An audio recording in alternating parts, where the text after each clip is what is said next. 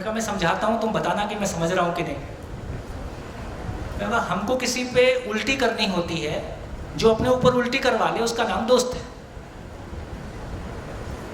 कुछ अच्छी बात तो बोलेंगे नहीं, कुछ नेगेटिव चर्चा ही करनी है। भाई से वो चर्चा नहीं हो सकती है, भाई के साथ भाई के ऊपर उल्टी नहीं कर सकते हैं। तो इसका मतलब तुम्हारी दोस्ती का मतलब ये है कि तुम्हारे पास जो नेगेटिव विचारों का बंडल है, जो गलत विचारों का बंडल है, तुमको एक डस्टबिन की तलाश है, एक डस्टबिन की तलाश है।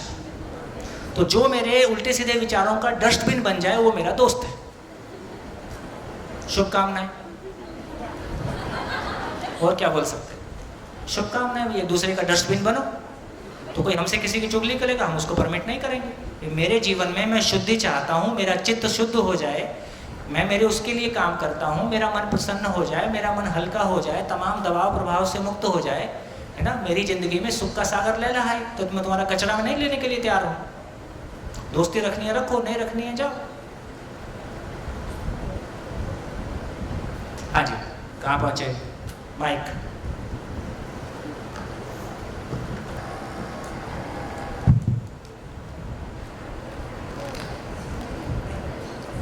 सो भैया नमस्ते, मेरा नाम दुर्गा शंकर है और मैं उड़ीसा से आया हूँ। मैं जब बोर्डिंग स्कूल में पढ़ता था तो क्लास 1 से क्लास 7 तक मैंने जो श्री अरविंदो इंटीग्रल एजुकेशन में पढ़ा है, श्री अरविंदो इंटीग्रल एजुकेशन। जी। तो क्लास 1, 2, 3 तक ऐसा हुआ कि जब मैं छुट्टी में घर आता था और जब लौटने के बारी होता था तब मैं मतलब नहीं जाऊँगा ये बोल के ज़मीन में मतलब रो के हालत ख़राब होता था, नहीं तो ज़मीन में मतलब ज़मीन में ही ये हो जाता था। बट पेरेंट्स और घर वाले ज़बरदस्ती गाड़ी में बिठा के भेजते थे। तो इस घटना में मतलब क्या समझूं कि मैं सुख के लिए जाना तो नहीं चाहता था, इसलिए मैंने बहुत सारा रोता था, ये करता था। तो इसमें अगर मैं गया अल्टीमेटली तो क्या हुआ इसमें? आप ही बताओ। मतलब कुछ समय के बाद ये होता है कि चलो वहाँ जाके पढ़ाई करना है, इसीलिए चलो वो समझ जाते हैं कुछ समय के बाद। बट जिस समय ज़बरदस्ती बिठाया जाता है उस समय तो वही रहता है कि मैं जाना नहीं चाहता। फिर भी जाते हो? फिर भी जाता हूँ। क्यों जाते हो? लेटर पार्ट में ये लगता है कि जाके वहाँ पढ़ाई करना है, घर में उतना पढ़ाई का ये भी लगता है, और लेटर पार्ट में अपने माँ बाप के प्रति आस्था है, वो कुछ कर रहे हैं तो मेरे भले के लिए कर रहे हैं, ऐसी भी एक मान्यता अपने अंदर में काम कर ही रही है। और मेरे ना जाने से वो दुखी भी होंगे, ऐसी भी एक मान्यता काम कर ही रही है। तो फाइनली माँ बाप दुखी ना हो एक बात है, पढ़ाई करके कुछ मिल सकता है दूसरी बात है। तो फाइनली यदि मैंने जाना स्वीकार कर ही लिया और नहीं जाऊँगा तो ये पिटाई भी लगा सकते हैं, तो मैं उस मार से भी बचना चाहता हूँ। तो फाइनली मैं दुख से बचना चाहता हूँ, और जो आंशिक रूप से कोई सुख स्वीकारा हुआ है उसके चलते मैं कोई निर्णय लेता हूँ। और यदि आपको लग जाए ये माँ बाप मेरे दुश्मन हैं और ये कुछ भी कर रहे हैं और वहाँ जाना मेरे लिए बिल्कुल ही गलत है, तो आप विद्रोह कर दो।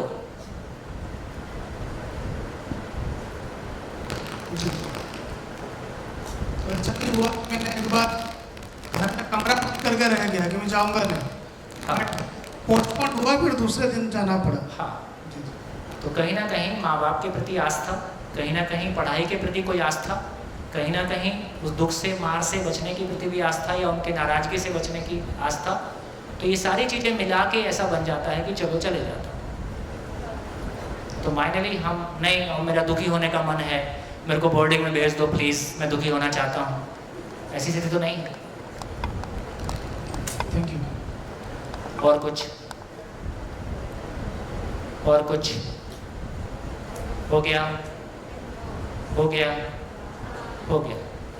चलिए, तो देखिए इतनी सी बात से क्या क्या निकलेगा उसको देखते हैं। अब ये समझ में आ गया, तो जिसको हम आतंकवादी कह रहे हैं, वो जो कुछ भी करता है उसकी मान्यता में सारा आतंकवाद और सारी देशभक्ति टेबल के इस साइड और उस साइड वाला मामला है। उस साइड हो सकता है वो अपने आप को देशभक्त मान के काम कर रहा है, हमको आतंकवादी, जैसे 1857 के संग्राम को हमने विद्रोह कहा। ये इतिहास क्योंकि दूसरों ने लिखा इसलिए उन्होंने इसको विद्रोह किया, लेकिन हमारे लिए वो देशभक्ति थी, है ना। तो इससे ये क्लैरिटी हमारी बनती है कि जो कुछ भी आदमी कहीं भी कुछ भी करने के लिए तैयार होता है, उसके भीतर कोई सुख का एलिमेंट उसमें डाला गया है, उससे जो व्यक्ति सुसाइडल बॉम्ब बनता है, क्या उसको भयभीत करके सुसाइडल बॉम्ब बनाया जा सकता है? कोई प्रेरणा उसको मिली है, ऐसा करने से तुमको कुछ मिलेगा, उस प्रेरणा की वजह से उस सुख की तलाश में या तुम्हारे परिवार को निपटा देंगे। तो किसी दुख से बचने के लिए या किसी सुख की तलाश में मानव कोई निर्णय लेता है, ये सब के लिए एक समान है। हाँ, अपनी अपनी चेतना के स्तर के अनुसार हमारी परिभाषाएं, हमारा फैलाव अलग अलग हो सकता है। यदि ये बात समझ में आ गई, यदि ये क्लैरिटी हमारी बन गई कि मानव जो कुछ भी करता है सुख की तलाश में करता है, तो देखो इससे बहुत कुछ निकलेगा। क्या निकलेगा? अब फिर सोचें, जैसे मैं आप लोग का एक एग्जांपल ले लेता हूँ, ए और बी। ए जो है वो टीचर है या पेरेंट्स हैं, और बी बेचारा बच्चा है और ये पढ़ता नहीं है। बी बच्चा है, पढ़ता नहीं है। जब ये पढ़ता नहीं है तो ए क्या करता है? टीचर या पेरेंट्स क्या करते हैं? क्या करते हैं? डांटते हैं। और क्या करते हैं? जबरदस्ती कर सकते हैं। और क्या कर सकते हैं? मारपीट कर सकते हैं, समझा सकते हैं। अभी समझाने का मतलब भी मनाना है, समझाना कुछ और होता है ना? ठीक। फिर इससे इस बच्चे पे क्या असर पड़ता है?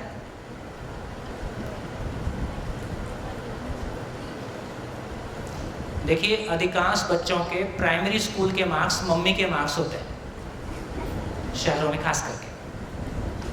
और आप ये भी एक जनरल सर्वे पाएंगे कि 5th क्लास से लेके 8th क्लास तक, 9th क्लास तक वो मार्क्स गिरते हैं। कुछ के परमानेंट गिर जाते हैं और कुछ के फिर 9th के बाद उठ जाते हैं।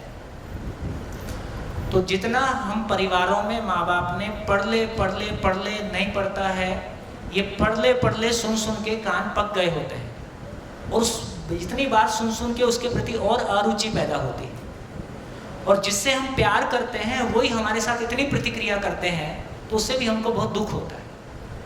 अब हम इस बात को समझेंगे। इसका मतलब यदि माँ बाप को थोड़ी क्लैरिटी होगी, टीचर को थोड़ी क्लैरिटी होगी, तो क्या यदि बच्चा पढ़ता नहीं है तो क्यों नहीं पढ़ता है?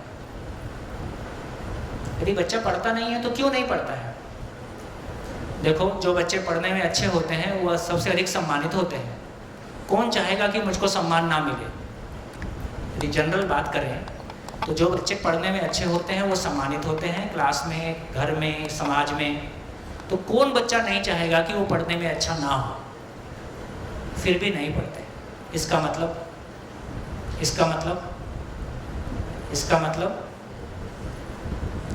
मतलब मानव जो कुछ भी करता है सुख की तलाश में करता है। इसका मतलब जो पढ़ाई वो कर रहा है वो पढ़ाई उसके लिए सुखदायी नहीं है। सिंपल। जो पढ़ाई वो कर रहा है वो पढ़ाई उसके लिए सुखदायी नहीं है। यदि टीचर और पेरेंट्स को ये समझ में आएगा कि मेरे बच्चा हमारी प्रतिक्रिया कब आती है? प्रतिक्रिया कब आती है? देखिए, एक छोटा सा एग्जांपल लेता हूँ। मेरे को 1 लाख रुपए की ज़रूरत है, मैं आपके पास मांगने आया। आपसे चर्चा करके मेरे को ये स्वीकार हो गया कि आप देना तो चाहते हो पर आपके पास है नहीं, तो मेरे को प्रतिक्रिया आएगी? प्रतिक्रिया नहीं आएगी। फिर मैं आपके पास मांगने के लिए आया, आपके पास चर्चा करके लगा तो आपके पास है तो सही पर आप देना नहीं चाहता। अब कैसा लगेगा? अब खराब लगेगा। इसका मतलब है इंपॉर्टेंट निष्कर्ष, हम वस्तु की कमी से पीड़ित होते हैं कि भाव नहीं मिला इससे पीड़ित होते हैं? पैसा दोनों जगह नहीं मिला, लेकिन एक जगह मैं पीड़ित हुआ, एक जगह पीड़ित नहीं हुआ। तो हम वस्तु ना मिलने से पीड़ित नहीं हुए, भाव नहीं मिला, संबंध नहीं निभा, हम इससे पीड़ित हुए। सेम कहानी उधर है। टीचर और पेरेंट्स को लगता है कि बच्चा पढ़ सकता है और नहीं पढ़ रहा है। वही बच्चा यदि मानसिक रूप से मेंटली रिटार्डेड होता, मानसिक रूप से कमजोर होता, तो क्या माँ बाप उससे ये अपेक्षा करते कि वो टॉपर हो? क्योंकि मानसिक रूप से कमजोर बच्चे के बारे में माँ बाप ने स्वीकार लिया है कि इसकी स्थिति ऐसी ही है। लेकिन एक दूसरे बच्चे के बारे में वो कहता है कि ये कर तो सकता है और नहीं कर रहा है। जब टीचर और पेरेंट्स के भीतर ये भाव आता है कि कर सकता है और नहीं कर रहा है, तब क्या करेगा? तब क्या करेगा? तब रिएक्ट करेगा। तब रिएक्ट करेगा। कर सकता है और नहीं कर रहा है, इसका नाम रिएक्शन है। अब मैं बताता हूं। फिर वो जो भी करेगा, समझाएगा, मारेगा, डांटेगा, जो भी करेगा, अपमानित करेगा। लेकिन यदि ये समझ में आ जाए कि क्यों नहीं कर रहा है, तब क्या करेगा? तो एक बात समझ में आ गई कि मानव जो कुछ भी करता है सुख की तलाश में करता है। यदि सुख की तलाश में करता है और ये इस काम को नहीं कर रहा है, इसका मतलब ये काम इसके लिए सुखदायी नहीं है। और आदमी बिजली की तरह ऑन ऑफ का स्विच नहीं है। मैंने कहा और तुरंत वो लग गया, और मैंने मना कर दिया, तुरंत हट गया। हमको कोई बात स्वीकार होने में भी समय लगता है, उसको नकारने में भी समय लगता है। इसका मतलब यदि टीचर्स और पेरेंट्स को ये स्वीकार हो गया कि पढ़ाई इसके लिए सुखदायी नहीं है, तो फिर वो क्या करेंगे?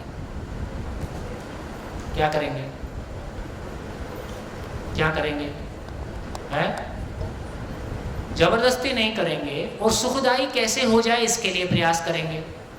स्कूल बदल लें, टीचर बदल लें, हम कोई कोशिश करें, जो भी प्रयास समझ में आएगा वो करेंगे। देखो, कूलर खराब हो जाता है, कंप्यूटर खराब हो जाता है, हम लात थोड़ी मार देते हैं। एक कंप्यूटर खराब हो गया, कूलर खराब हो गया तो लात थोड़ी मार देते हैं, गाली थोड़ी देते हैं। जो उसका एक्सपर्ट है, या तो हम एक्सपर्ट बन जाए या एक्सपर्ट को बुलाते हैं, एक्सपर्ट ठीक करता है। आदमी नहीं चल रहा, उसको हम लात मार देते हैं। ये कैसी बात है? इतनी सी बात समझ में नहीं आ रही है। इसका मतलब है कि मानव में ये मानव का मशीन, मानव रूपी मशीन ऐसी है, जिस चीज को वो स्वीकार कर लेता है वैसा चलता है। आपको दोस्त मान लिया, आपके साथ दोस्त जैसा व्यवहार होगा। आपको दुश्मन मान लिया, आपके साथ दुश्मन जैसा व्यवहार होगा। जैसा वो मान लेता है वैसा वो चलता है। ये मशीन ऐसी है। इसका मतलब है ये पढ़ाई को मान नहीं पा रही है। अब या तो काउंसलिंग करके उसको ये स्वीकार हो जाए कि तुम्हारे सुखद भविष्य के लिए ये तुम्हारी जरूरत है, स्वीकार हो जाए। एक बार स्वीकार हो जाए। देखो, टीचर का भी मतलब इतना ही है, मेरे को ये बात समझ में आया कि स्पून फीडिंग की जरूरत नहीं है, बच्चे के मुंह में सब कुछ डालने की जरूरत नहीं है। केवल सब्जेक्ट को उसके मन में जिंदा कर दो कि उसको सपने में भी दिखाई दे, उसको उसकी इंपॉर्टेंस समझ में आ जाए, उसके बाद तो मेहनत वो कर लेगा। इसका मतलब है यदि मेरे को किसी भी घटना का, देखो कार्य कारण सिद्धांत की बात करते हैं, यदि कोई कार्य है तो उसके पीछे कोई कारण है। यदि कारण पकड़ में आ जाएगा तो मैं रिस्पॉन्ड करूंगा कि रिएक्ट करूंगा। क्या बोलेंगे गुजराती में? प्रतिक्रिया किसको बोलते हैं? रिएक्ट करने को। रिएक्ट का मतलब गुस्से में बोलना, उसको रिएक्ट प्रतिक्रिया बोलेंगे, है ना। आवेश, आवेश व्यक्त करूंगा या रिस्पॉन्ड करूंगा, सही व्यवहार करूंगा, सही व्यवहार करूंगा। तो दोस्तों, मुझको लगता है कि इतना गजब का फिटिंग है, इतनी गजब की ये मशीन है, इसको स्वीकार भर कुछ हो जाए। देखो क्या गजब की बात है। एक व्यक्ति किसी एक सन्यासी के संपर्क में आता है और आधे घंटे में वो निर्णय लेता है कि अब मेरे को सन्यासी बनना है। क्या बदल गया? क्या बदल गया? उसके भीतर सन्यास की स्वीकृति आ गई। एक व्यक्ति किसी के संपर्क में आके आतंकवादी हो सकता है, एक व्यक्ति किसी के संपर्क में आके नशा कर सकता है, एक व्यक्ति किसी के संपर्क में आके नशा छोड़ सकता है। इसका मतलब है मानव के भीतर एक सॉफ्टवेयर है, उसके भीतर एक विचार, भाव और विचार की मशीन है, एक भाव और विचार की प्रक्रिया है। उस भाव और विचार की प्रक्रिया को समझे बिना ना हम खुद की ज़िंदगी चला सकते हैं, ना अपनों की ज़िंदगी चला सकते हैं। देश और समाज तो बहुत बात की बात है। इतनी सी बात, कितनी सी बात, केवल इतनी सी बात पता चल गई कि मानव जो कुछ भी करता है सुख की तलाश में करता है। हम बड़े भी वही करते हैं जिसमें हमको सुख मिलता है। हमसे कोई कह दे ये मत करो, वो कर लो। तो इसका मतलब है यदि ये क्लैरिटी हमारी बन गई तो फिर टीचर और पेरेंट रिएक्ट करेंगे कि रिस्पॉन्ड करेंगे? रिस्पॉन्ड करेंगे, फिर रिस्पॉन्ड करेंगे, फिर उनकी तैयारी है कि किसी की मदद लेनी है, उसकी चर्चा आगे कर सकते हैं। दोस्तों, सुख की तलाश में हमने अपनों से दुख पाया है और बहुत मेहनत करके हम दुखी हुए हैं। उसके लिए हमने बहुत मेहनत की, ऐसे नहीं हुए। क्या हो गया? एक मशीन जिसको हैंडल करने की हमारी योग्यता नहीं है और हम ये मान के बैठे हैं कि हम तुमको चलाएंगे, ऐसा हो नहीं पा रहा है, ना अपने भीतर हो पा रहा है, ना बाहर हो पा रहा है। तो एक घटना मैंने लिया, इतनी सी घटना से कितना बड़ा चेंज आता है ना, और कितनी बड़ी दुनिया बदल सकती है। दूसरी घटना देखो, अभी एक दूसरे को देखते हैं तो कैसे देखते हैं? शरीर का आकार 5 फुट 6 फुट, गोरा काला, स्त्री पुरुष, है ना, धर्म और जाति, तमाम तरीके से, पैसा कम पैसा, शिक्षित अशिक्षित। अभी हमको क्या दिखता है? आदमी को देखते हैं तो क्या दिखता है? क्या दिखता है? हमको शरीर दिखता है, आदमी थोड़ी दिखता है। हमको आदमी दिखता है कि शरीर दिखता है? शरीर दिखता है। फिर हम बात करते हैं मानव मानव में समानता हो। हमारे संविधान में मानव मानव में समानता, स्त्री पुरुष में समानता की बात कही है। उसका आधार क्या होगा? क्या शरीर समानता का आधार है? खून का रंग लाल होता है, ये फिल्मी डायलॉग है, भैंस की खून का भी रंग लाल होता है।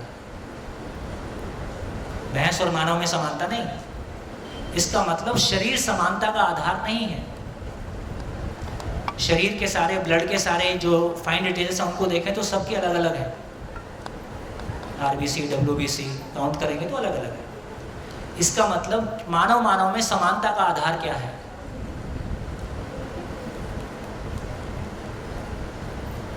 हमारी शक्लें अलग हैं, खान पान अलग हैं, पहनावे अलग हैं। तो मानव मानव में समानता का आधार क्या है?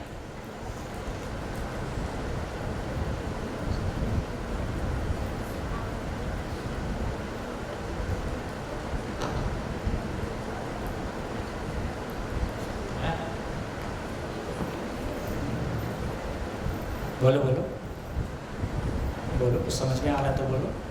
मानव मानव में, और भारत के मानव में कि पूरे विश्व के मानव में? जितने हैं और जितने चलेंगे, और दूसरा ग्रह मिलेगा तो उसके भी मानव कहीं भी मिलेगा। तो मानव मानव में समानता है। हो सकता है अगले 50 साल में हमको कोई दूसरा प्लेनेट मिल जाए जहाँ पे मानव रहते होंगे। इस प्लेनेट पे हमारे शरीर कार्बनिक है, कार्बन बेस है। यदि किसी प्लेनेट पे सिलिका बेस हो गया, कोई दूसरा बेस हो गया, तो वहाँ के शरीरों का आकार भी हमसे भिन्न होगा, हाइट भी हमसे भिन्न हो सकता है। किसी प्लेनेट पे 9 फुट के शरीर हो, ऐसा हो सकता है। आयु हो सकता है 200 साल हो, ऐसा हो सकता है 250 साल की आयु हो, लेकिन कोई समानता तो मिलेगी। सभी को सुख की तलाश है। बस इतनी देर लगती है, इतना सारा कहलवाते हो, इतनी बात कहने में। दोस्तों, अब कोई फ़र्क नहीं पड़ता कि आप स्त्री हो कि पुरुष हो, 20 साल के हो कि 80 साल के हो, 10,000 करोड़ के हो कि 200 करोड़ के हो, कि है ना, गरीब हो, कोई फ़र्क नहीं पड़ता। एक बात हम सब में कॉमन है, एक बात हम सब में कॉमन है। क्या? हम सब की मंजिल एक है।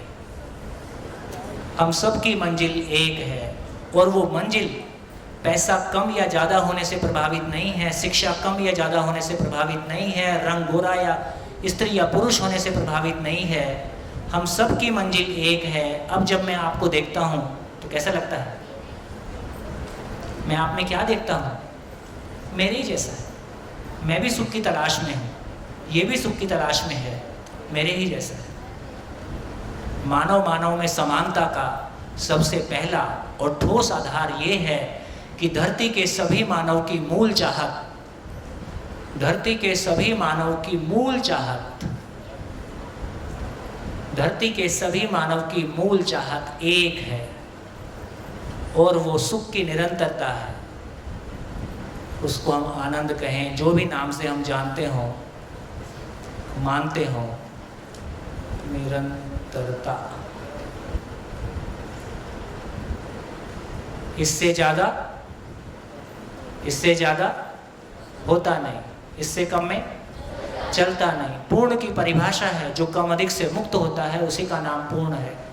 तो ये हम सबकी चाहत है, धरती के सभी मानव की चाहत है। इससे ज़्यादा की चाहत हम कर नहीं सकते, इससे कम की चाहत हमारे लिए चलेगा नहीं। एक क्षण के लिए भी अपमान, दुख, दरिद्रता ये हमको स्वीकार नहीं है। तो कैसा लगेगा मानव को देख के? देखो, किसी एक मानव को अपना मानते हैं, किसी एक मानव को अपना मानते हैं, भाई हो, पति हो, बहन हो, गुरु हो, तो उसको याद करने से कैसा लगता है? मैंने कल भी चर्चा की थी। उसके साथ जीने से कैसा लगता है? ठीक। और एक के साथ अपनापन स्वीकार हुआ है और धरती के सभी मानव सुख की तलाश में हैं, सभी मेरे ही जैसे हैं, सभी स्वीकार हो जाएं तो कैसा लगेगा? इतने ही बात है, यही सुख का सागर है। तो बेसिकली हमारे दुख का सागर, हमारे सुख का सागर कहाँ है? जहाँ तक मेरे अपनेपन का फैलाव है वही मेरे सुख का फैलाव है। जहाँ से परायेपन की सीमा शुरू होती है वहीं से मेरे दुख का दरवाज़ा खुलता है।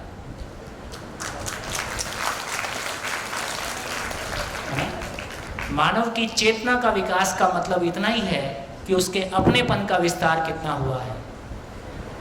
और ये भारत और भारत की संस्कृति इसके अपनेपन के विस्तार का कितने हजार साल पहले हमने कह दिया, वसुधैव कुटुम्बकम। पूरी वसुधा, पूरी धरती एक परिवार हो जाए इस प्लेनेट पे, इससे अधिक और कुछ हो नहीं सकता।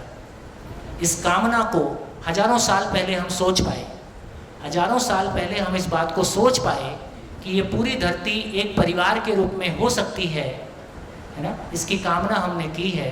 इससे ज़्यादा एक प्लेनेट के लिए हम क्या सोचेंगे? तो चाहना तो हमारी बन गई, लेकिन अपने परिवार में ही झगड़े दिखाई देते हैं, भाई भाई का बंटवारा होता हुआ दिखाई देता है, सास बहू के झगड़े दिखाई देते हैं, अपने भीतर भी द्वंद्व दिखाई देता है। उम्र बढ़ने के साथ साथ बच्चों के साथ दूरियां बढ़ती हुई दिखाई देती हैं। तो चाहत के रूप में तो ठीक है, लेकिन ऐसा जीने की योग्यता आ जाए और वो शिविरों से नहीं आएगी। कोई भी दुनिया का शिविर होगा उसमें दुनिया के सभी लोग शामिल हो जाएंगे? शामिल नहीं होंगे। कोई भी गुरु दुनिया के सभी लोगों को स्वीकार हो जाएगा? ये भी नहीं होगा। लेकिन नियम दुनिया के सभी लोगों को समान रूप से स्वीकार होता है। दुनिया का हर बच्चा किसी क्लासरूम में बैठ के फिजिक्स पढ़ता है, केमिस्ट्री पढ़ता है। यदि जिंदगी को क्लासरूम में लाया जा सके तो ये धरती एक परिवार हो सकती है, हो जाएगी।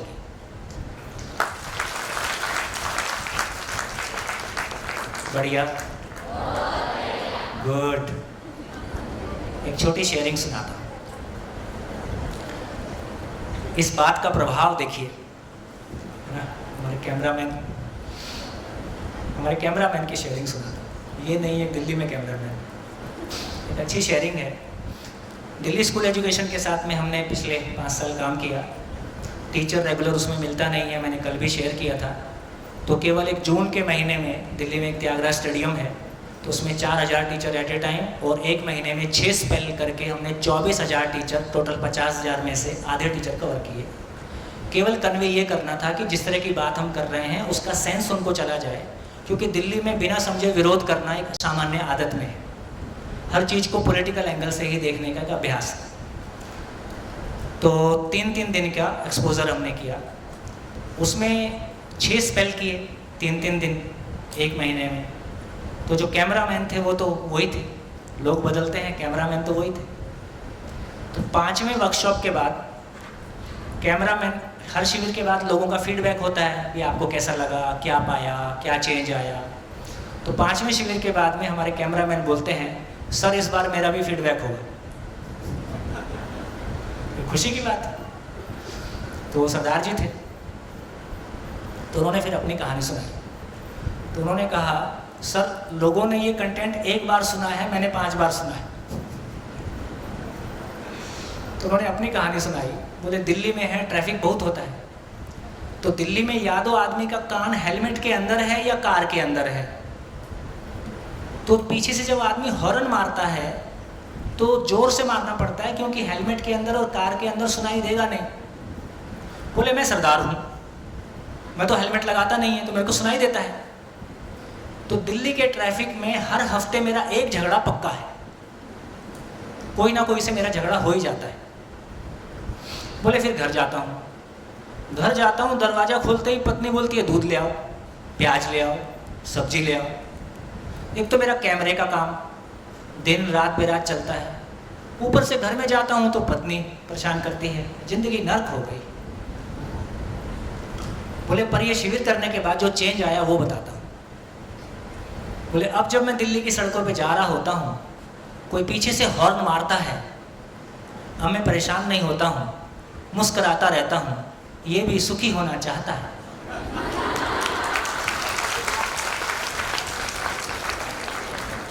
और बीवी की डांट से बचने के लिए जल्दी जल्दी भाग रहा है। फिर मैं घर जाता हूँ। शिविर के दौरान मेरा इस बात पे भी ध्यान गया कि मैं तो लगातार बाहर घूमता हूँ, बाहर काम करता हूँ, तो मेरा घर पहुँचने के बाद बाहर निकलने की इच्छा होती नहीं है। लेकिन मेरी पत्नी तो घर में ही रहती है, वो तो अपना घर छोड़ के मेरे लिए आई है। वो जब मेरे लिए आई है और घर में रहती है, उसका तो बाहर जाने का मन होता है। तो मैं घर में जाता हूँ, वो बाहर चलने के लिए बोलती है, तो क्या गलत बोलती है? वो ठीक बोलती है। तो मेरा उसके प्रति संवेदना बढ़ा है।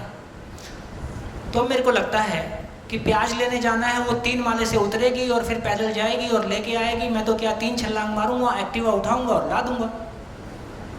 तो अब जब मैं घर गया, मैंने दरवाज़ा खोला, खोल के पूछा क्या लाना है? बोली अंदर आ जाओ।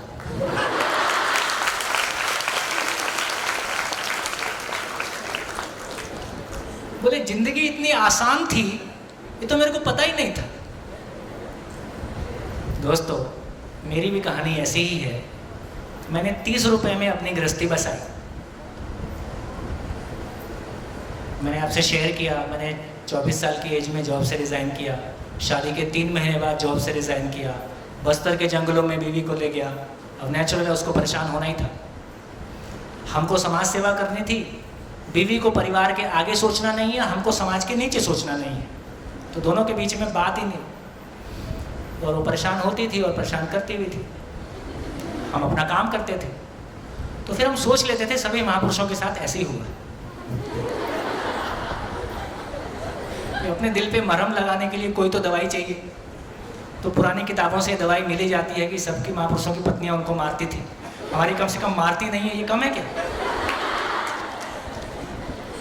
तो ऐसा हुआ, जब मैंने ये पहला शिविर किया तो मेरे को भी समझ में आया, यार मैं तो अपनी धुन में हूँ।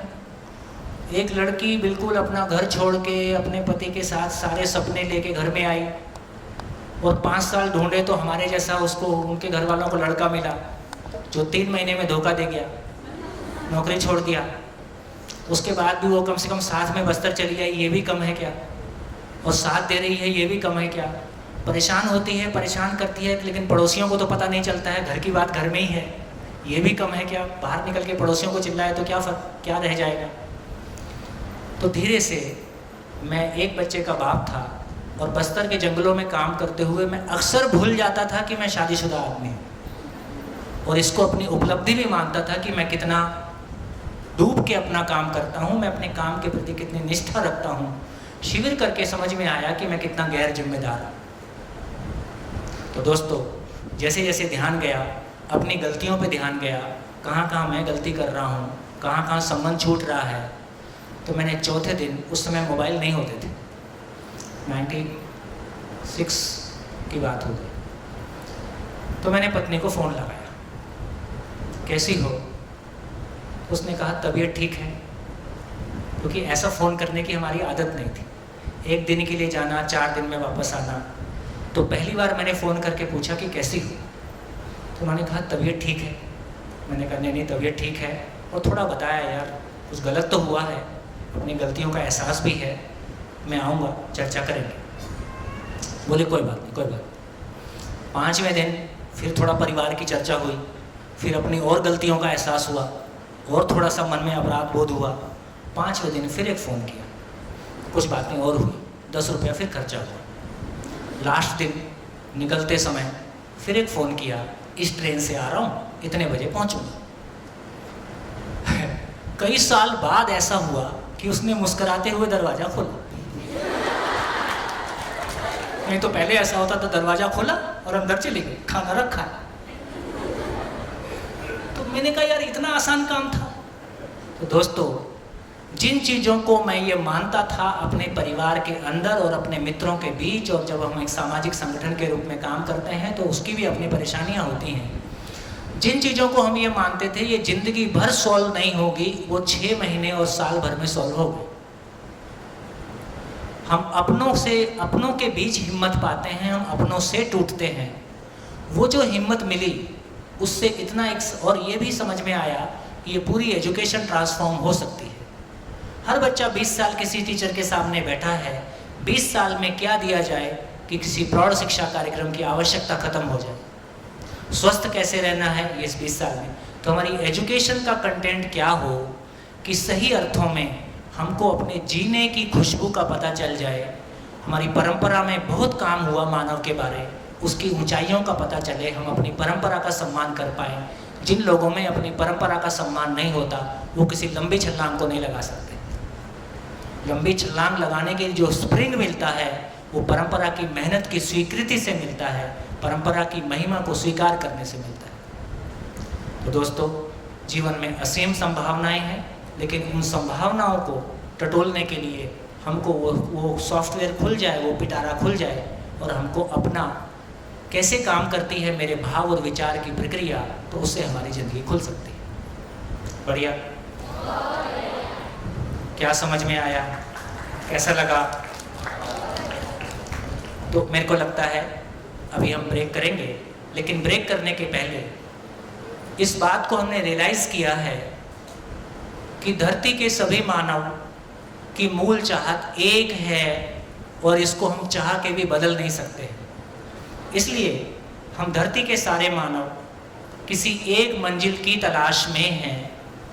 कोई व्यक्ति उस मंजिल की तलाश में किसी पड़ाव तक पहुंचा है, कोई किसी दूसरे पड़ाव तक पहुंचा है। क्योंकि अभी मंजिल और मंजिल की यात्रा की हमारी क्लैरिटी नहीं है, इसलिए दूसरे मानव के साथ हम कोई कनेक्ट बना नहीं पाते। इसलिए बुजुर्ग अलग हैं, जवान अलग हैं, बच्चे अलग हैं, इन तीनों के बीच में कोई संवाद नहीं है। क्यों संवाद नहीं है? क्यों संवाद नहीं है? क्योंकि हम सब की यात्रा, फिजिक्स की यात्रा एक नहीं है, केमिस्ट्री की यात्रा और इंग्लिश की यात्रा एक नहीं है, मान्यताओं की यात्रा एक नहीं हो सकती। वहाँ हम अलग अलग ही रहेंगे, लेकिन हमारी सुख की यात्रा हम सब की एक है। वहाँ हम एक दूसरे से कनेक्ट हो सकते हैं। जिस समाज में बुजुर्गों के एक्सपीरियंस का लाभ नौजवान को ना मिले और नौजवान की एक्सपोजर का लाभ बच्चों को ना मिले, वो लंबी छलांग नहीं लगाएगा। तो बड़े दरवाजे खुलेंगे। आज हमारा तीसरा दिन है। जैसे जैसे हम आगे बढ़ेंगे, सभा की पार्टिसिपेशन के लिए और आपकी शेयरिंग के लिए आप सबको खूब धन्यवाद। चर्चा कर रहे हैं कि जीने का मतलब है भाव की स्थिरता। जीने का मतलब है भाव की स्थिरता। अभी मेरा भाव यदि गरीब को देख के, अमीर को देख के, गोरे को देख के, काले को देख के, स्त्री को देख के, पुरुष को देख के, और जब मैं शरीर को देखता हूँ, देखो और एक अच्छी बात ध्यान में ला सकते हैं। यदि मैं जीने को समझता हूँ तो मेरे को सामने वाले मानव को मैं पूरा देखता हूँ कि शरीर देखता हूँ? पूरा देखता हूँ। यदि मैं मानव को देखता हूँ तो इसकी पहचान क्या होगी? बहुत सेंसिटिव और बहुत बढ़िया पॉइंट है। जिंदा रहने के धरातल पर स्वयं को शरीर मानते हुए मैं दूसरे को भी शरीर के रूप में देखता हूँ, और शरीर तो एक जैसे नहीं है। और जब शरीर को देखता हूँ, है ना, तो पूरा नहीं देखता हूँ, अधूरा देखता हूँ। और मैं किसी के शरीर को देखता हूँ, ऐसा सामने वाले को स्वीकार है? ऐसा उसको भी स्वीकार नहीं है।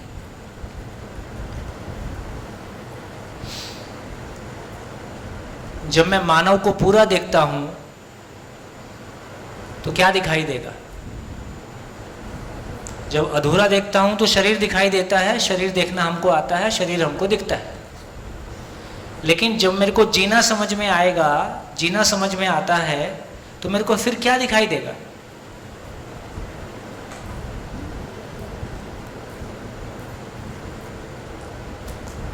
Good mic.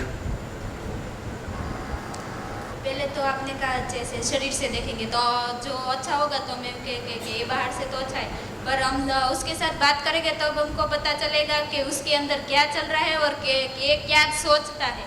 हाँ, तो बिना बात किए मानव दिखाई देगा कि नहीं देगा? नहीं देगा। मेरे को दिखाई देता है। हाँ, बिना बात किए भी दिखाई देता था। देखो, आप सबके आने के पहले जो आपको अपने बारे में पता नहीं था, वो मेरे को आपके बारे में पता था। क्या सभी मानव हैं? भी आकार देख के समझ में तो आ जाता कि मानव है। भैंस का अलग आकार है, मानव का आकार अलग है। और ये भी समझ में आता है कि ये सुखी होना चाहते हैं। तो बिना मानव से बात किए दूसरे मानव को देखकर इसमें कोई शंका नहीं है कि ये भी सुख की निरंतरता चाहता है, मैं भी सुख की निरंतरता चाहता हूं। जब मानव को हम मानव के रूप में देखते हैं तो उसके साथ संबंध दिखाई देता है। जब हम मानव को शरीर के रूप में देखते हैं तो उसके साथ संबंध दिखाई नहीं देता है। तो मानव को देखने से संबंध दिखाई दे तो फीलिंग, भाव का स्तर कैसा होगा? भाई, तुमको मैं देखता हूं, तुमको मेरे को बेटी नजर आती है, बहन नजर आती है, तो मेरा भाव का स्तर कैसा होगा? सुखदायी होगा कि दुखदायी होगा? ठीक हो गया। और जब मैं दूसरे मानव को देखता हूं, काला देखता हूं, गोरा देखता हूं, तो क्या देख रहा हूं?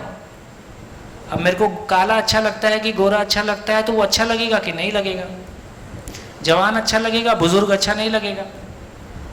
जब मैं शरीर को देखूंगा तो मैं अपने कंपैरिजन में देखूंगा, अपने से कम देखना चाहूंगा। मेरे से ज़्यादा गोरा दिख गया तो परेशानी है, मेरे से ज़्यादा सुंदर दिख गया तो परेशानी है। इसका मतलब है, जब मैं जिंदा रहने के धरातल पर स्वयं को शरीर मानता हूँ, दूसरे को शरीर के रूप में देखता हूँ, तो मेरे भाव का स्तर कैसा होगा? नीचा होगा कि ऊंचा होगा? नीचा होगा, कंपैरिजन में होगा, शरीर भाव होगा, जो दूसरे को स्वीकार नहीं होगा और जो मुझको भी अपने में अपराध बोध पैदा करता है। जब मैं जीने के धरातल पर जब मैं अपने आप को मानव के रूप में पहचानूंगा तो मैं दूसरे को भी मानव के रूप में देखूंगा। दूसरे को मानव के रूप में देखता हूं तो ये सुखी होना चाहता है, फिर शरीर कैसा भी हो, है ना। फिर शरीर 20 साल का हो कि 40 साल का हो कि वो गांव का हो कि शहर का हो, इससे कोई फर्क नहीं पड़ता, वो सुखी होना चाहता है, इसमें कोई शंका नहीं है। क्योंकि सुखी होना कौन चाहता है? शरीर चाहता है कि मैं चाहता हूँ? मैं चाहता हूँ, ये शरीर नहीं है। ये जो मैं नाम की चीज़ है, सब में एक जैसी है, सब में सोचने समझने की असीमित ताकत है। तो एक बार वो मैं का मुझको दर्शन होता है तो मैं स्वयं का सम्मान और दूसरे का सम्मान भी कर पाता हूँ और शरीर हमारे बीच में बाधा नहीं बनता है। बढ़िया, समझ में आ रहा है कि नहीं? कितने लोगों तक बात पहुंची, है ना। तो इसका मतलब ये हुआ कि मेरे, देखो हमने शुरू में चर्चा किया था, भाव क्या है? भाव की स्वीकृति। भाव क्या है? भाव की स्वीकृति। एक मानव के रूप में मानव केवल शरीर है कि शरीर और मन दोनों है? शरीर और मन दोनों है। तो इसका मतलब ये हुआ कि पूरे मानव को देखना का मतलब है सही भाव का होना। पूरे मानव को नहीं देखना, केवल शरीर को देखना। तो भाव पूरा देखना कि भाव अधूरा देखना? भाव अधूरा देखा तो भाव अधूरा होगा कि पूरा होगा? भाव अधूरा होगा तो सुखदायी होगा कि अतृप्ति होगी? अतृप्ति होगी।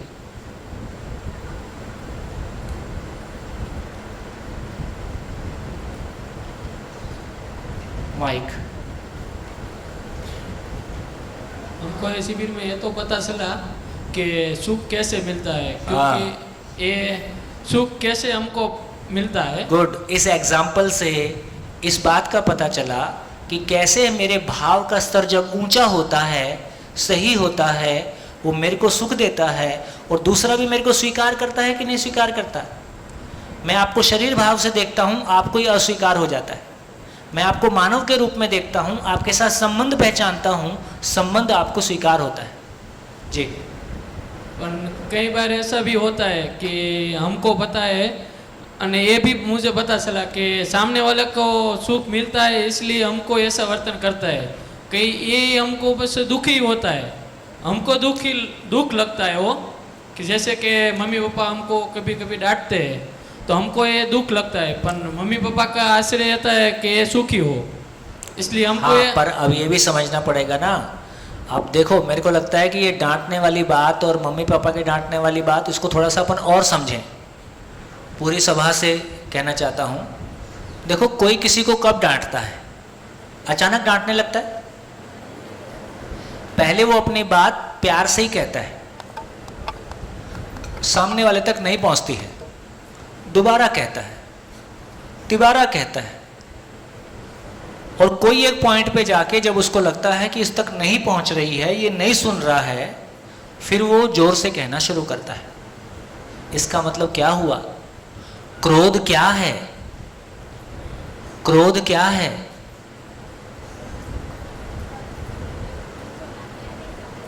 उसके अपनी अक्षमता का प्रदर्शन क्रोध है। डांटने का मतलब ही है कि मैं नहीं समझा पा रहा हूं। जब आप डांटते हो किसी को तो आपको अच्छा लगता है कि खराब लगता है? खराब लगता है। तो जिसको डांट रहे हो उसको भी अच्छा लगेगा कि खराब लगेगा? खराब ही लगेगा। इसमें छिप इसलिए जाता है कि उसके पीछे की जो इंटेंशन है, उसके पीछे का जो आशय है कि भाई तुम्हारी अच्छाई के लिए कुछ कर रहे हैं। लेकिन ये अच्छाई का काम अच्छे तरीके से भी हो सकता है। अच्छाई का काम बुरे तरीके से क्यों हो? एक जमाना था जब माँ बाप टीचर को, बच्चे को टीचर के पास छोड़ के जाते थे, तो नॉर्थ इंडिया में एक कहावत है, चमड़ी चली जाए दमड़ी ना जाए, क्या क्या मतलब जितना मारना मारो, आदमी बना दो। टीचर को माँ बाप ये अधिकार दे के आते थे। आज कैसा है? आज माँ बाप भी बच्चे को मार नहीं सकते। धीरे से इंडिया में भी वो कानून आ जाएगा, यदि माँ बाप ने बच्चे को मारा और बच्चे ने रिपोर्ट कर दिया तो माँ बाप अंदर जाएंगे। धीरे से वो स्थिति आ रही है। और घरों में भी अब पहले की तुलना में यदि हम मारपीट को देखें तो पहले की तुलना में स्कूल में मारपीट घटा है कि बढ़ा है? घटा है। सभी स्कूल बोर्ड से टीचर को क्लियर इंस्ट्रक्शन है कि हाथ में बेंत नहीं रखोगे और आप मारपीट नहीं कर सकते। और कोई किसी बच्चे के साथ में मारपीट करता है तो अब माँ बाप चले आते हैं कि भैया पढ़ेगा नहीं पढ़ेगा बाद में देखेंगे, ये सब नहीं चलेगा। इसका मतलब है जिन तरीकों को हमने कल तक ठीक माना था, समय के साथ साथ वो तरीके फेल हो रहे हैं, गलत सिद्ध हो रहे हैं। इसका मतलब है वो तरीके सही नहीं थे। सही की हमारी योग्यता अभी नहीं आई है, कल आ जाएगी, धीरे धीरे आ जाएगी। लेकिन ये बात बहुत क्लियर है, क्या हम किसी को डांटना चाहते हैं? डांटते समय हमको अच्छा लगता है कि खराब लगता है? डांट खाने वाले को अच्छा लगता है कि खराब लगता है? इसका मतलब है ये करने लायक काम नहीं है, फिर भी करना पड़ता है। हमारी मजबूरी है, हमारी अक्षमता है, पर ये लंबा नहीं चल सकता। इसका मतलब क्या हुआ? हम समझा नहीं पा रहे हैं। तो क्रोध की परिभाषा दिया, अक्षमता का प्रदर्शन क्रोध है। जहां हम सिचुएशन को हैंडल नहीं कर पा रहे हैं वहीं हमको चिल्लाना पड़ता है। और चिल्लाना ना हमको स्वीकार है ना सामने वाले को स्वीकार है। बढ़िया। कैसे माँ बाप बनोगे तुम लोग? कैसे माँ बाप बनोगे? डांटने वाले, मारने वाले, कमेंट करने वाले? तो प्यार से समझाने का मतलब है, प्यार से समझाना भी नहीं होता है, प्यार से जीना होता है। हम सही आचरण के साथ जिएं, हम उस आचरण को समझ लें, फिर ज़्यादा थोड़ी बात करनी पड़ती है, रास्ते निकल आएंगे। धीरे धीरे समझेंगे। कुछ बातों को लेकर आपकी असहमतियां बनी रह सकती हैं। जहां भी आपकी असहमति बने, कॉपी में लिख दो, मैं इस बात से असहमत हूं। जैसे जैसे दिन आगे बढ़ेंगे, धीरे धीरे देखेंगे कि आपकी वो स्वीकृति ठीक हो जाएगी या उस पर और बात कर लेंगे। बढ़िया। क्या पहुंचा?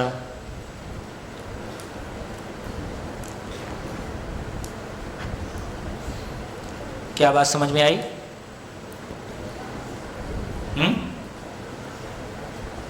क्या बात समझ में आई? जब मैं आया था तो सुरेश भाई जीने का सुख और जिंदा रहने के सुख पे बात कर रहे थे। अभी ये एक और एग्जाम्पल मिल गया है ना। तो मेरी दृष्टि में सारा सुख और दुख है। मेरी दृष्टि शुद्ध है, पूरी है, अधूरी है, इसी में सारा सुख दुख छुपा हुआ है। चलिए तो जितनी चर्चा हम लोगों ने की, इसमें एक बात, एक उपलब्धि हो गई कि दुनिया के सारे लोग मूल चाहत के रूप में दुनिया के सभी लोग समान हैं। सभी की मूल चाहत एक है और वो सुख की निरंतरता है। ये सभी मानव के लिए एक जैसा है। यहाँ पे आके हमको मानव मानव में समानता का, स्त्री पुरुष में समानता का, इसमें स्त्री पुरुष में कोई भेद है? स्त्री पुरुष में कोई भेद है? इसमें किसी में कोई भेद नहीं है। एक बात हमको पता चली, और उस बात के पता चलने से आदमी का सारा बिहेवियर पे हमारा ध्यान चला गया। अब एक बात पता चल गया, वो कुछ भी करे। पे एक घटी घटना आपको शेयर करता हूँ। अब आप स्टूडेंट्स हो, उसको ध्यान में रखते हुए एक घटना घटी मेरी ज़िंदगी में। दिल्ली छोड़ के जब मैं रायपुर पहुँचा तो एक सज्जन ने अपना पुराना मकान हमको दे दिया कि आप इसमें रहो और किराया विराए की कोई बात नहीं है। उनका मन था कि बच्चों के लिए एक स्कूल हम वहाँ चला दें, तो हमारी धर्मपत्नी ने वहाँ एक स्कूल चला दिया, हम लोग वहाँ रहते थे। आपकी जानकारी के लिए, हर्षद मेहता उसी मोहल्ले में रहता था। हर्षद मेहता उसी मोहल्ले में पैदा हुआ, वहीं बड़ा हुआ और वहीं से बड़ा हो के उसने सारे कारनामे किए। उसी गली का रहने वाला था। तो उस गली में क्या प्रॉब्लम थी? पूरी गली में इकलौता गेट था, वो इकलौता मकान था और पतली सी गली थी। तो उस गली के बच्चे क्लास 3, 4, 5, 6, 7, 8, 9 ऐसे इस एज के बच्चे होंगे। वो दिन में कई बार दरवाजे में लात मारते थे और गाली देके भाग जाते थे। तो मैं गया तो मैं कहा यार ये क्या तमाशा है? तो बोले ये बहुत बदमाश बच्चे हैं और सुनते उनते नहीं हैं और ये ऐसे ही करते हैं। और कई साल से, अच्छा क्या था, जो बड़े बच्चे उसमें से बड़े होके कॉलेज चले जाते थे, उनकी जगह में जो उस मोहल्ले के छोटे बच्चे थे वो उसमें शामिल हो जाते थे। गैंग बरकरार था और वो अपने आप को गली का दादा जैसा मानते थे। अब छोटे बच्चे, उनके साथ क्या किया जाए? तो ये बिल्कुल दिल की बात है कि जब वो, और कभी कभी कुछ थोड़ी सी वल्गर हरकतें भी, गालियां भी देना, लात भी मारना और कुछ उटपटांग हरकत भी कभी कभी कर देते थे। तो उनको देख के और सुन के मेरे मन में कभी उनके लिए गुस्सा नहीं आया। हमेशा यही भाव आया कि हम इनको कुछ दे नहीं पाए, क्योंकि एक माँ से जब बच्चा पैदा होता है, ना तो वो गाली लेके पैदा होता है, ना वो लात मारने की आदत लेके पैदा होता है, ना वो और किसी हरकत करने से पैदा होता है। जो कुछ हमने दिया है, इसलिए ये कहा जाए कि बच्चे हमारे व्यवहार का आईना है। ठीक होगा ऐसा कहना? जैसा देखता है वैसा करता है। क्या किया जाए? तो जो नीचे मैं रहता था, ऊपर हमारे एक और जो हमारे मकान के मालिक, जिनका मकान था, उनके रिश्तेदार रहते थे। तो जब वो गाली देके जाते थे तो वो ऊपर से गाली देते हुए उनके पीछे दौड़ते थे। जब तक वो ऊपर से नीचे उतरते थे तो तब तक ये गली पार करके दौड़ जाते थे और हम किसी के हाथ नहीं आते और हम जो करना है हम करेंगे, ऐसा वाला खेल चलता था। तो ये उनके लिए मनोरंजन का भी साधन था और जो भी उनकी आदतें पड़ गई थी वो सब भी थी। तो क्या किया जाए? अब मैं पुलिस में जाऊं, मारपीट करूं, क्या करूं? अच्छा, मैं तो अक्सर घर से बाहर चला जाता था, पीछे से पत्नी परेशान होती थी। तो मैंने ऊपर वालों को कहा, देखो अब नीचे मैं रहता हूँ, नीचे का दरवाज़ा मेरे हिस्से में आता है, तो जब ये लात मार के जाएं आप शांत रहना और आप सोचना भैया के दरवाजे में लात लग रही। उनको बात ठीक लग गई। तो उस दिन के बाद उन्होंने गाली देके उनके पीछे भागना बंद कर दिया। तो उनका थोड़ा सा मनोरंजन खराब हो गया। अब लात मार रहे, कुछ हो ही नहीं रहा। एक दिन मैं मोटरसाइकिल से आया और गेट में घुस ही रहा था, बिल्कुल ऐसे ही समझ लिए गेट है, और वो लात मार रहे थे। अब मेरे हाथ में दो आए, दो ही आ सकते थे। दो आए तो पकड़ के मैं उनको घर में ले गया, बाकी भाग गए। तो घर में चले गए। अब वो डरे हुए तो थे ही, पता नहीं क्या करेंगे। तो मैं वाइफ को बोला चाय बनाओ। वो झाँक के देख रहे थे, पता नहीं कैसी चाय बनेगी। थोड़ी देर बाद चाय आ गई। तब तक मैं उनसे पूछता रहा क्या नाम है, कौन सी क्लास में पढ़ते हो, क्या करते हो, वगैरह वगैरह। तो थोड़ी देर में उनको लगा कि ज़्यादा खतरे की बात नहीं है, आराम से बात हो सकती है। फिर तो वो खुल गए। थोड़ी देर में बोलते हैं, अंकल अंकल वो सब ना खराब बच्चे हैं, हम आपको ना उनके घर ले चलेंगे।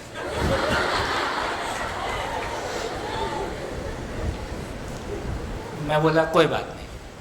जब हमारी दोस्ती हो गई तो जब जाने का समय आया तो मैं उनको बोला, देखो अपने दोस्तों को बोलना दिल्ली से एक अंकल आए हैं और उनकी गली के बच्चे डरपोक हों, उनको अच्छा नहीं लगता, ये उनको बहुत ख़राब लगता है।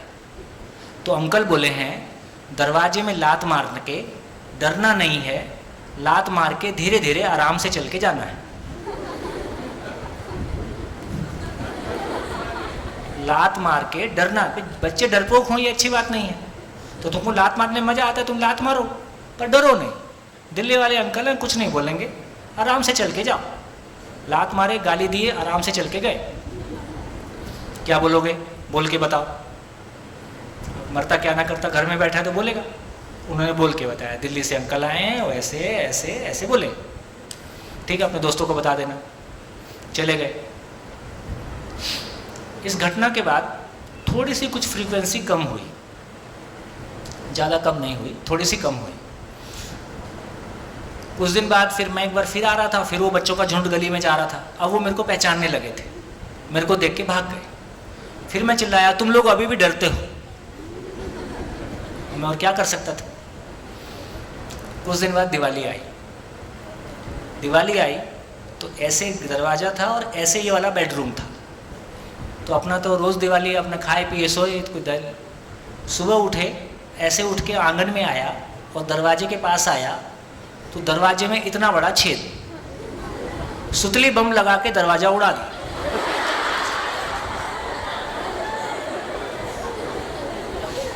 बोले बहुत बोलते हैं, डरना नहीं है, डरना नहीं है। मैं समझ गया आज भड़ास निकल गई। बढ़ई को बुलाया, 150 रुपये खर्चा हुए, दरवाज़ा ठीक करवाया। उसके बाद लेकिन घटना ये घटी कि उनकी फ्रीक्वेंसी बहुत कम हो गई और धीरे धीरे 6 महीने लगे, वो प्रॉब्लम ही ख़त्म हो गई। जो सालों की समस्या थी वो लगभग उसको ठीक होने में 6 महीने लगा। अब बताइए इस समस्या का इसके अलावा और क्या इलाज था? अच्छा, उनको पकड़ के उनके घर लेके जाओ, तुम्हारे घर चल रहा हूँ, वो बोलता था टेलीफोन नंबर ये है। अब जो पहले से टेलीफोन बता रहा है तो उसके घर जाके भी कुछ नहीं होगा, वो घर वालों से भी नहीं डरता है। तो इसका मतलब ये हुआ कि यदि हमने उनके साथ एक सही तरीका अपनाया तो चाहे उसमें थोड़ा समय लगा लेकिन वो प्रॉब्लम ठीक हो गई। उसके बाद क्या हुआ कि NIT रायपुर के इंजीनियरिंग कॉलेज के शिविर शुरू हो गए और ऐसे ही जैसे आपको सुनाया ऐसे ही शिविर में मैंने एक बार किसी घटना पे ये सुना दिया। देखो प्रॉब्लम तो आती हैं लेकिन उसको हैंडल करने का तरीका ऐसा भी हो सकता है। तो उनमें से एक लड़का खड़ा होकर बोलता है, सर आपका एक दरवाज़ा मेरे ऊपर ऋण है।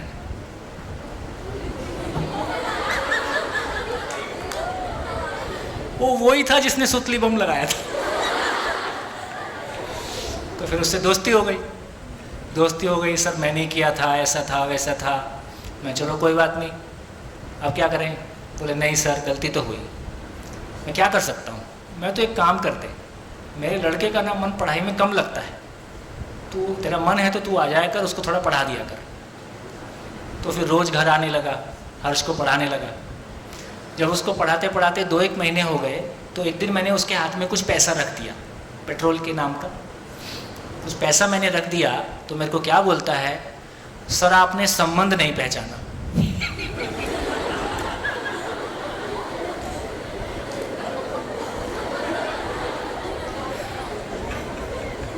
उसके बाद वो आया नहीं, अभी कभी कभी फ़ोन करता है।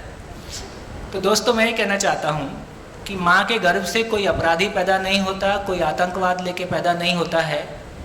हम उसको कुछ ऐसा देते हैं, कोई हमारी विचारधाराएं उसको कुछ ऐसा देती हैं जिसकी वजह से वो रिएक्शन में जाता है।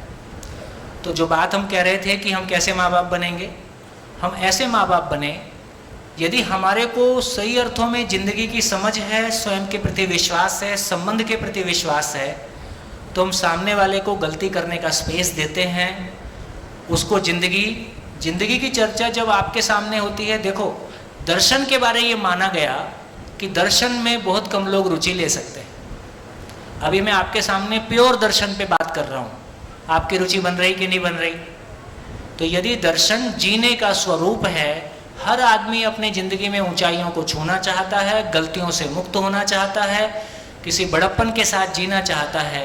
ऐसा जीने का जब भी रास्ता खुलता है, ऐसा जीते हुए जब भी एक बच्चे को अपने माँ बाप दिखाई देते हैं, उससे वो अछूता रह जाएगा, ऐसा नहीं होगा। तो दूसरे को सुधारना है कि अपने को सुधरना है? तो दूसरों को नहीं सुधारना है, अपने को सुधरना है। मेरा भाव और विचार किस क्वालिटी का है और उसमें कहाँ गैप्स हैं, मैं इस संबंध में कैसे जीता हूँ, ऐसा जितना जितना मेरा कल्याण हो जाएगा उतना उतना मैं एक अच्छे माँ बाप के रूप में साबित हो सकता हूँ। चर्चा करें? हाँ जी, माइक ले लीजिए।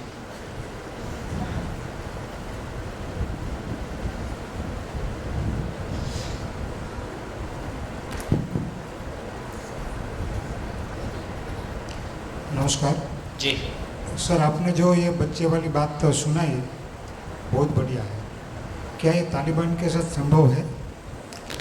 देखिए, संभव सबके साथ है, ऐसा आदमी कोई नहीं है। तालिबान कोई पेट से लेके तालिबान नहीं हुआ था। उनके तरीके से तो वो सबसे बड़े धार्मिक और सबसे बड़ा वो है भाई, जिस तरह का एक्टिविटीज़ है, जिस तरह का वो तो कोई भी व्यक्ति के ने जैसे कहा कि हर व्यक्ति ऊंचाइयों को छूना चाहता है और बढ़िया जीना चाहता है, श्रेष्ठ जीना चाहता है। उसने जिसको श्रेष्ठ माना है, उसने माना है कि मैं अपने धर्म को समझता हूं और सब धर्म पूर्वक जिए और मैं बंदूक की नोक पे सबको जीवाऊंगा, उसको कर रहा है। ठीक, हमने बिलासपुर जेल में काम किया, जहां 3 से 5 मर्डर किए लोगों के साथ में काम किया। 3 से 5 मर्डर किए लोगों में से जो सबका नेता था शंभू दयाल, वो 1 साल के बाद वो वहां का गुरुजी हो गया। और शंभू दयाल के लिखित स्टेटमेंट आज भी उपलब्ध हैं। मनोज झलानी उस समय कलेक्टर हुआ करते थे बिलासपुर के, और एक कमिश्नर थे, उनका नाम अभी ध्यान में नहीं आ रहा है। जेल में 400 कैदियों के सामने शंभू दयाल ने कहा कि मैं घोषणा पूर्वक कह सकता हूं कि मेरा आचरण निश्चित है, मेरा आचरण सही है। उसी सभा में वहां के कलेक्टर साहब ने बोला, जितने कॉन्फिडेंस से शंभू दयाल बोलता है कि मेरा आचरण निश्चित है, मैं नहीं बोल सकता। तो मेरे को लगता है कि मानव पे भरोसा, अस्तित्व पे भरोसा करें, मानव पे भरोसा करें। हाँ, जितना बड़ा टारगेट उतना बड़ा अपना वो होना चाहिए, अपनी तैयारी होनी चाहिए। तो अपनी तैयारी कितनी है उस पर निर्भर करेगा। और फिर हर चीज़ में कुछ समय भी लगता है। मैंने समझना शुरू किया, मुझको भी समय लगा, आप समझना शुरू करोगे, आपको भी एक समय लगेगा, और जहाँ तक हम पहुँचने की कोशिश कर रहे हैं वहाँ तक भी समय लगेगा। पर अल्टीमेटली रास्ता इतना ही है कि मानव जो कुछ भी करता है, वो जो कुछ भी कर रहा है सही मान के कर रहा है। दिल्ली सरकार के साथ में काम किया, दिल्ली के टीचर्स, वहाँ ऐसे टीचर्स का एक संख्या है जो ये कहता है कि हमसे कोई काम करवा के दिखाए, और यदि प्रिंसिपल उसको कुछ बोलेगा तो प्रिंसिपल का ट्रांसफर वो पहले करवा देता है, क्योंकि उसके लिंक है ऊपर। ऐसे लोगों को हमने बदलते हुए देखा। तो दोस्तों, इसका मतलब ये है कि एक बार मानव को ये तो क्लैरिटी है कि वो सुखी होना चाहता है, वो जो कर रहा है ये सुखी होने का रास्ता नहीं है, ये उसको समझ में आ जाए, और एक सुखी होने का रास्ता क्या है वो उसको पकड़ में आ जाए। सबके साथ परिवर्तन संभव है। इसके बाद भी ना हो तो सबसे सुंदर घटना है कि आदमी मरता है। जितने आज हैं ये कल मर जाएंगे, 20 साल बाद मर जाएंगे। जो नीचे आ रहे हैं उनके साथ बात कर लो, इतना ही तो होगा। 20 साल बाद ठीक हो जाएगी चीज़ें, 50 साल बाद ठीक हो जाएंगी चीज़ें, क्या फ़र्क पड़ता है? हजारों साल का मानव जाति का इतिहास है। जिन समस्याओं की हम बात कर रहे हैं वो एक दिन की समस्याएं नहीं है, हजारों साल की समस्याएं हैं। हजारों साल की समस्या 100 साल में ठीक हो जाए, क्या बुरा है? तो कोई चिंता की बात नहीं है, अपनी तैयारी करें। हेलो, राम जी बैठूंगा। भाई साहब ने जो बात बताई, उनका एक नमूना गुजरात में रविशंकर दादा। क्या? गुजरात में एक रविशंकर दादा हुए, गांधी जी के साथी थे। हाँ हाँ। उन्होंने खेड़ा के आसपास में, खेड़ा डिस्ट्रिक्ट है यहाँ का, हाँ हाँ। वहाँ के आसपास में जो बिहड़ है, वहाँ बहुत से गुंडे रहते थे बिहड़ में। रविशंकर दादा ने खुद बिहड़ में जाके घूम घूम के सबको समाज में लाए, और उत्तर प्रदेश में चंबल में जेपी नारायण, ये पूरे देश के सामने उदाहरण है। Thank you. हो जाएगा। पहले अपन क्या हिम्मत करके अपने और अपने घर में कुछ रिजल्ट देख लें। अपने अंदर और अपने घर के अंदर कोई रिजल्ट दिख जाएंगे तो हमारा विश्वास बुलंद हो जाएगा कि हो सकता है। चलिए, तो जितनी हमने बातचीत कर ली, कहानी कहाँ से शुरू किया था? एड्रेस गलत है। फिर क्या बढ़े आगे? जिंदा रहना और जीना। क्या पकड़ में आया? जीना पकड़ में आया। जीने के लिए क्या शुरू किए? विश्वास। विश्वास पूर्वक जीने का मतलब क्यों जीना है, कैसे जीना है। क्यों जीना है पे बात किया तो क्या निकला? सबकी मंजिल एक। और फाइनली यदि सबकी मंजिल एक है, देखिए जो हमने चर्चा किया उसमें जो बिंदु निकल के आया कि सभी मानव की मूल चाहत एक है। यदि सभी मानव जो कुछ भी करते हैं सुख की तलाश में करते हैं, जैसे मैं आपके साथ ये श्रम कर रहा हूं तो मैं क्यों कर रहा हूं? ऐसा करना मेरी पूर्णता के लिए है ना, मेरी आवश्यकता है। ऐसा करना मेरी खुशी के लिए मेरी जरूरत है, आपको भी खुशी मिलती है। तो ये हमने पहले ही कहा कि किसी का सुख का विस्तार इतना हो सकता है कि पूरी धरती सुखी हो जाए, और किसी के सुख का सुख ऐसा हो सकता है कि पूरी धरती दुखी हो जाए। लेकिन मामला इतना ही है कि मैं जो कुछ भी करता हूँ ये मान के ही करता हूँ कि ऐसा करना मेरे सुख के लिए मेरी ज़रूरत है। चाहे मेरे दुश्मन को निपटाना है वो भी मेरे सुख के लिए मेरी ज़रूरत है ना। तो मैं पॉजिटिव करूँ या नेगेटिव करूँ, मैं जो कुछ भी करता हूँ किसी सुख की तलाश में करता हूँ। यदि मैं जो कुछ भी करता हूँ सुख की तलाश में करता हूँ, फिर त्याग शब्द का क्या होगा? फिर त्याग का क्या मतलब है? त्याग शब्द का क्या मतलब है?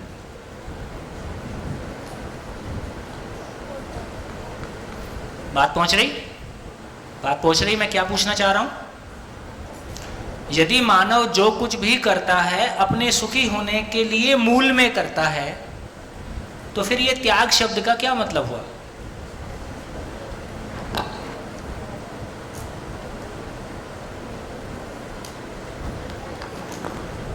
नहीं? हाँ जी, माइक। त्याग शब्द सुना है कि नहीं? हाँ। त्याग करने में उसकी मूल भावना तो सुख प्राप्त करना ही है, ऐसा लगता है। ठीक हो गया? तो देखिए, हाँ जी, माइक, एक माइक और फटाफट। त्याग तो मुझे ऐसा लगता है कि सामने वालों जो है उसको सुख पाने के लिए हमको कुछ कहते हैं, इससे हमको दुख होता है, पर वो सामने वाले को सुख मिलता है, वो हमको सहन करके हमको त्याग करना चाहिए। क्योंकि आपने वो वीडियो वायरमैन को उदाहरण लिया था कि थक के पूरे आते हैं घर पे, तो उसकी बीबी बोलते हैं कि शाक भाजी ले आओ। उसको ये दुख तो पहुंचता है, पर वो त्याग करते हैं कि सही बीबी को खुशी मिलता है तो मैं जाऊंगा।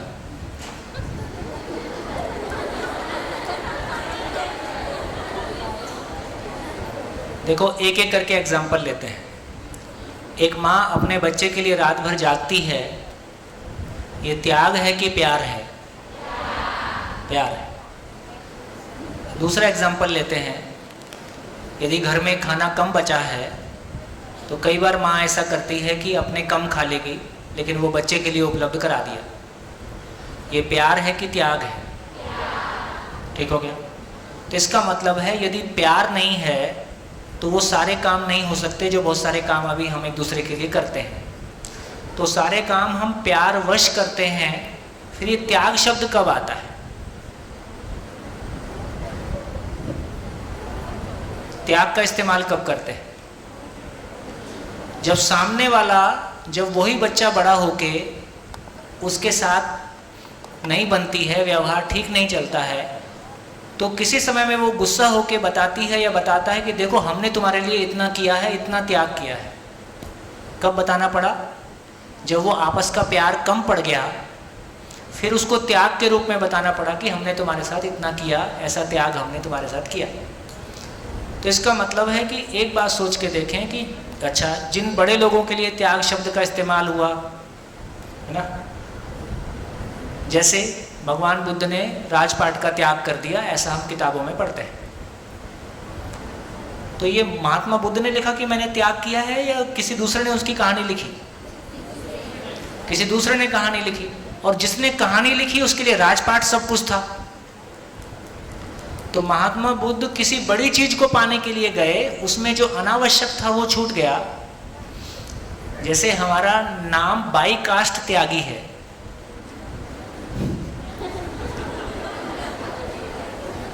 हम लोग त्यागी कहलाते हैं। वेस्टर्न यूपी में एक कम्युनिटी मिलती है जिसको त्यागी बोलते हैं। और जब मैं छत्तीसगढ़ आया तो लोगों को समझ लगा कि ये बहुत घर बार नौकरी वोकरी सब छोड़ के आ गया है, इसलिए इसका टाइटल त्यागी है। ठीक, तो धीरे धीरे समझाना पड़ा। लेकिन मैं जानता हूँ कि मैंने कोई त्याग नहीं किया, अपनी जान बचा के आया। दिल्ली में रहता तो मर जाता, दिल्ली में रहता तो जैसी स्ट्रगल मेरे को करनी पड़ रही थी, जैसा मेरा अकेलापन था, जैसा मैं जूझ रहा था, तो मैं तो मेरी जान बचाने के लिए मैं मरना नहीं चाहता था, मैं जीना चाहता था। अभी जीना भी मतलब कुछ अच्छा करना चाहता था। चल भैया बस्तर चलो, जहाँ अपने को ये पढ़े लिखे लोगों से वास्ता मत पड़े, आदिवासियों की सेवा करके ज़िंदगी बिताएंगे। तो इसका मतलब है जिसने कुछ छोड़ा उसने त्याग किया, या किसी मुहूर्त में उसने उसको अनावश्यक माना इसलिए छोड़ दिया। तो त्याग की परिभाषा क्या होगी? त्याग की परिभाषा क्या होगी? अनावश्यक का त्याग। जो अनावश्यक है उसको हम छोड़ देते हैं।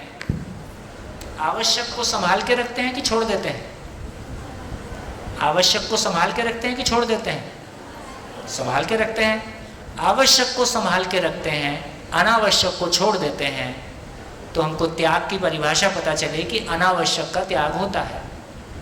जैसे एग्जाम्पल से समझें, अब आप बताओ कि एक सैनिक देश के लिए अपनी जान दे देता है, वो ऐसा क्यों करता है? एक सैनिक देश के लिए अपनी जान दे देता है, देश को बचाने के लिए।